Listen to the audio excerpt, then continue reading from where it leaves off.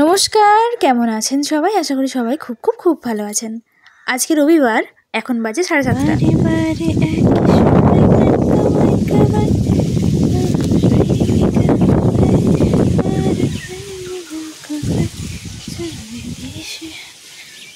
আমি আজকে বাড়ি গিয়েছিলাম, আর বাড়ি যাওয়ার পর ফেরার সময় এখানটায় দাঁড়ালাম। এটা ঠিক মাটির ঘর আর পাকার ঘর মাঝামাঝি জায়গা। এটা হচ্ছে পাকার ঘরটা, আর ওই যে আমার গাড়িটা দাঁড়িয়ে আছে, আর ওইখানে মাটির ঘরটা। তো মা এখন মাটির ঘর গেছে, সেই জন্য আমি চাবি আনতে গিয়েছিলাম। মেদিনীপুরে টিউশন ছিল, বেরিয়েছিলাম যাও বলে। তারপর দেখলাম অনলাইনে ক্লাস হবে আজকে। বাড়ি গিয়েছিলাম, যাওয়ার ঘুরে চলে এলাম। চলুন তাহলে বাড়ি যাই, তারপর আবার ব্লগিংটা কন্টিনিউ করছি। ফ্লাওয়ার্সটা দেখেছিলাম, অনেক বড়ো হয়ে গেছে, আপনাদের দেখিয়েছিলাম। আর মা মাটির বাড়ি গিয়েছিলো বলে চাবি দিয়ে চলে গেছিলো, আমি চাবিটাই আনতে গিয়েছিলাম। চলুন, যে 8টার থেকে ক্লাস, যেয়ে পড়াশোনা শুরু করব। মনে হয় সব পুরনো কথা যদি চায়ের কাপেতে চল। বাতাস যা দিচ্ছে না আজকে, তবে বুঝে নিও চাঁদের আলো কত নিরুপায়।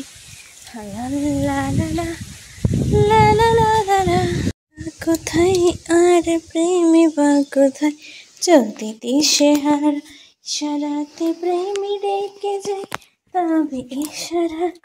বিছানার অবস্থা দেখবেন, দুজনে একসাথে বেরিয়ে গেছি তো, ওই জন্য এরকম অবস্থা বিছানার। চলুন পড়াশোনাটা শুরু করি। 8টা কত বাজছে দেখি, দাঁড়ান। 8:07 বেজে গেছে মনে হয়। স্যার লিঙ্ক দিয়ে দিয়েছে।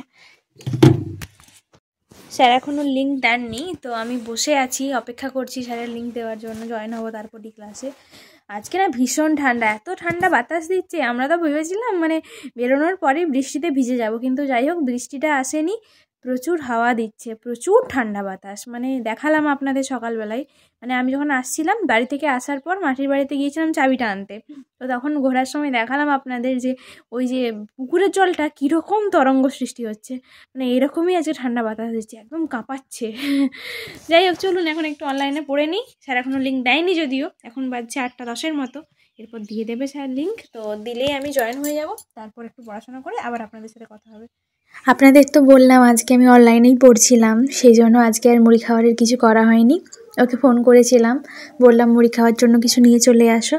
ও আজকে পেঁয়াজি এনেছে, তো পেঁয়াজি দিয়ে আজকে মুড়ি খেয়ে নিলাম। আর আজকে দুপুরবেলা দাদা আসার জন্য আজকে চিকেন হলো। যদিও বাবা মা সব দিন নিরামিষ খায়, আজকে আমাদেরকে নিরামিষ খেতেই বলেছিল বাবা মা, কিন্তু যেহেতু দাদা এলো তারপর মা বললো যে এই চিকেনটা করেই দাও, তো সেই জন্য আজকে আবার চিকেন হচ্ছে। এখানে আমার রান্না অলমোস্ট হয়ে এসেছে, শুধুমাত্র চিকেনটাই করলাম, বাকি সমস্ত কিছু আমার ক্লাস শেষ হওয়ার আগেই মা করে নিয়েছিল। আর যেহেতু দাদা এসেছে সেজন্য একটু রসগোল্লাও বানিয়েছিলাম। ওই বিকেলবেলার পর সেই সন্ধে করে হরিনাম সংকীর্তন করার পর আমি এখন বানাচ্ছি রসগোল্লা। তো প্রথমেই আমি দুধ থেকে ছানা আলাদা করে নেব। তো আমি শুরু করে দিয়েছি, দুধটা এখন জাল দেওয়া চলছে। ছানা কাটানোর সময় সবসময় হাই ফ্লেমে রাখি, তারপর যখন ছানা কাটানোর পাউডার বা ছানার জল অ্যাড করা হয় তখন ফ্লেমটা অফ করে দিলেও সমস্যা থাকে না। তো চলুন, আজকে আমি লেবু দিয়ে ছানা কাটাচ্ছি। আমি এখানে লেবুটা কেটে নিলাম, এই 2 টুকরো দিলেই মোটামুটি ছানাটা কেটে যাবে। প্রথমে দিয়ে দিলাম 1 টুকরো, এরপর গ্যাসের ফ্লেমটা হাই করে দেব, তারপর আবার কমিয়ে দিলেই সুন্দর ছানা কেটে যাবে। চলুন তাহলে এটা আমি বানাতে থাকি। আর এটা বানাতে বানাতে আপনাদের সাথে একটা গল্পও শেয়ার করব। লকডাউনে আমি রান্না করতে শিখি প্রথমে। তো যখন আমি প্রথম রান্না করতে শিখি তখন ইউটিউবে একটা ভিডিও দেখেছিলাম যে কিভাবে খাজা তৈরি করতে হয় বাড়িতে, সামান্য উপকরণ দিয়ে কিভাবে খাজা তৈরি করবেন, এইরকম উপরে থাম্বনেলগুলো দেওয়া থাকে। তো সেরকমই একটা ভিডিওর থাম্বনেল দেখে আমি ভেবেছিলাম খুব সহজ, এটা তো একদম ইজি, এটা যে কেউ করতে পারে। তো বানাতে শুরু করেছিলাম, আর সেটাই আমার জীবনের প্রথম হাতে খড়ি। তারপর থেকে টুকিটাকি রান্না করতেই থাকি। আমার খুব মনে আছে আমি একটা ইউটিউবে ভিডিও দেখেছিলাম যেখানে সয়াবিন রান্না দেখানো হচ্ছিল, আর থাম্বনেলে লেখা ছিল এমনভাবে সয়াবিন রান্না করলে মাংস রান্নাকেও হার মানবে। তো আমি এটা দেখে খুব আনন্দিত হয়েছিলাম, আর ভাবলাম সত্যিই হয়তো সয়াবিনের মধ্যে মাংসের সেই টেস্টটা চলে আসবে। তো ওইভাবে রান্নাটা করি। তো রান্নাটা করেছিলাম, এতই বেশি উৎসাহিত ছিলাম আমি সেদিন গরম মশলা 3 প্যাকেট আমি ওটার মধ্যে ঢেলে দিয়েছিলাম। তারপর ওটা আর খাওয়া যায়নি, এত তেতো হয়ে গিয়েছিল। মানে এইরকম টুকিটাকি অভিজ্ঞতা আমার অনেক ঝুলিতে আছে। অনেক ভুল ভ্রান্তি হতো তখন। দাদাকে তো একদিন তেল ছাড়া ডিম ভেজে খাইয়েছিলাম। দাদা অবশ্য বুঝতেও পারেনি যে আমি তেল ছাড়া ওটা বানিয়েছিলাম, মানে একদম ডিমটা তলাতে লেগে গিয়েছিল, পুড়ে গিয়েছিল, তবুও সেটাই খেয়ে নিয়েছিল। ও বুঝতেই পারেনি আমি তেল ছাড়া ডিম ভাজা করেছিলাম। তো মা দুপুরে ঘুমিয়ে পড়েছিল আর ও তারপর এসেছিল, তখন আমার দাদা চাকরি পায়নি। তো তখন ও হয়তো স্কুল থেকে আসছিল বা অন্য কোনো জায়গা থেকে, আমার ঠিক মনে নেই। তো যাই হোক, ও আসার পর আমি বানিয়ে দিয়েছিলাম ওর জন্য। ও তখন ঝাড়গ্রামে পড়তো। তো আসার পর আমি বানিয়ে দিয়েছিলাম ওর জন্য।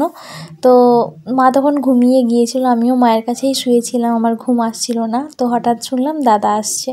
তো দাদা যখন আসছে আমি তখন উঠে যেয়ে ডিমটা একটু মানে চেষ্টা করলাম ভেজে দেবার। তো যখন আমি ডিমটা ভেজে দিয়েছি, তারপর আমি চলে গিয়েছি মায়ের কাছকে। মা বললো কী করতে উঠেছিলে? আমি বললাম দাদা চলে এসেছে, ডিমটা ভেজে দিলাম। দিয়ে মাকে জিজ্ঞাসা করলাম মা কী করে ডিম ভাজে? মা বলছে প্রথমে তেলটা দিতে হয়, তারপর ডিমটা দিলেই ভাজা হয়ে যায়। আমি বললাম মা আমি যে তেল দিইনি।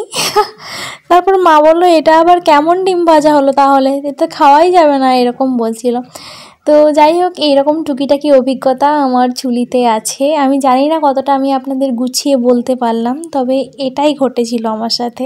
আমি দেখুন রসগোল্লার ডোটা আমি মেখে নিয়েছি, আর তারপর ছোট ছোট বলের আকারে এটাকে গড়েও নিয়েছি। এখানে আমি চিনি দিয়ে দিলাম আর জলও দিয়ে দিয়েছি। চিনির রসটা খুব বেশি আমি গাঢ় করব না।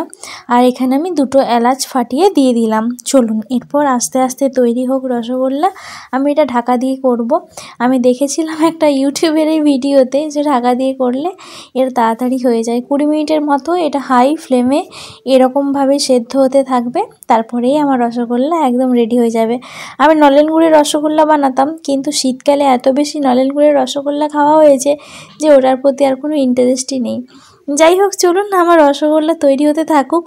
আর সত্যি কথা বলতে হনেস্ট রিভিউ যদি আমি দিই, রসগোল্লা সেরকমভাবে তৈরি হয়নি, প্রচণ্ড শক্ত হয়ে গিয়েছিল। গরম অবস্থাতে আমরা খেয়েছিলাম বলে তাই একটা রসগোল্লা রয়ে গিয়েছিল, পরের দিন সকালে যখন খেতে যাই সেটাতে আর খাওয়া যায়নি, এত শক্ত হয়ে গিয়েছিল। আর আমি যেভাবে করলাম ওইভাবে কেউ প্লিজ ট্রাই করবেন না। যদি রান্নাটা আপনারা শিখে থাকেন আমার রান্নাটা দেখে, তাহলে এক্ষুনি ভুলে যান, কারণ এটা একদম ফেল হয়ে যাবে। তাহলে চলুন আমার বানানো রান্নাটা ভুলতে শুরু করুন। নতুন কোনো দিন সত্যিই রসগোল্লা বানাতে শিখে আপনাদের সাথে সেই ভিডিও অবশ্যই শেয়ার করব। তাহলে চলুন ভিডিওটা এখানেই শেষ করছি। সবাই ভালো থাকবেন।